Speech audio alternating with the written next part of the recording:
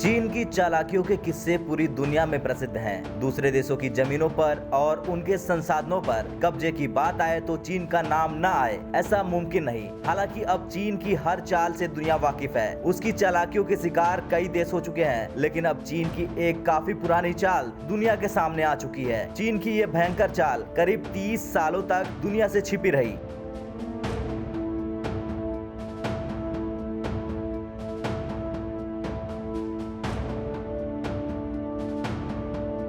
दरअसल चीन अब अपने दुश्मन देशों की पनडुब्बियों और जहाजों पर सीक्रेट मानव रहित पनडुब्बियों से हमला कर सकता है, क्योंकि वो पिछले 30 सालों से सीक्रेट मानव रहित ड्रोन पनडुब्बियां बना रहा है।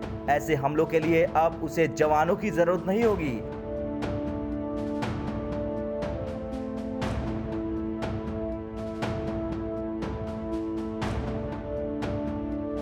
इस बात का खुलासा हाल ही में उस वक्त हुआ जब ताइवान की खाड़ी में मानव रहित अंडर वाटर व्हीकल का चीन ने परीक्षण किया।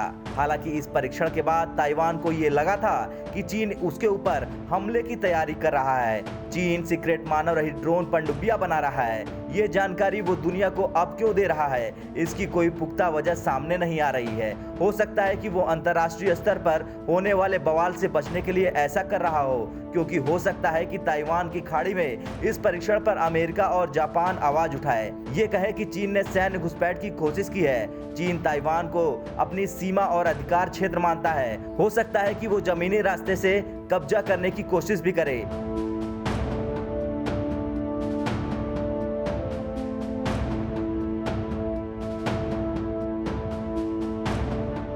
चीन की सबसे बड़ी सबमरीन रिसर्च इंस्टीट्यूट यानी हार्बिन इंजीनियरिंग इंस्टीट्यूट के प्रोफेसर लियांग गुओलोंग ने कहा कि सीक्रेट मानव रहित ड्रोन पनडुब्बियों प्रोग्राम को चीन की सेना से फंडिंग मिल रही है। फिलहाल चीन की ये ड्रोन सबमरीन अभी अकेले ही काम कर रही है, लेकिन तकनीक को अत्याधुनिक बनाकर इन्हें समूहों में संचालित किया जा सकता है। लियांग ने यह भी कहा कि ऐसी सीक्रेट मानव रहित पनडुब्बियों को समुद्र के अंदर तलहटी में चुपचाप छोड़ा जा सकता है। जब जरूरत हो तब इन्हें हमला करने के लिए एक्टिव किया जा सकता है, यानी दुश्मन के जहाज और पनडुब्बियों को ये पता नहीं चलेगा कि उसके नीचे एक शांत और बंद पड़ी हमलावर रोबोटिक पनडुब्बी है जो उस पर काफी हमला भी कर सकती है।